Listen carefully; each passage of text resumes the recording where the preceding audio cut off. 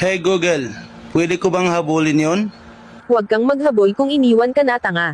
Masasaktan ka lang ulol. Kaya maraming di makamove on. Dahil iniwan na nga maghahabol pa. Pag iniwan ka, senyales na yun na hindi ka gustong panghabang buhay. Kaya huwag kang tanga. Naku po Google, kunti lang yung tanong ko, ang dami mo namang sinabi Personalan na yan O ito na lang Google, ibahin ko na lang yung tanong ko kasi iba naman yung tinutumbok mo Baka makasagot ito na lang. Pwede ba akong sumiksik dito Google? Huwag mong ipagsiksikan ang sarili mo, bobo. Kung wala ng space para sa'yo, dumistansya ka na lang tanga. Kung patuloy mong ipagsiksikan ang sarili mo, masasaktan ka lang sa mga makikita mo.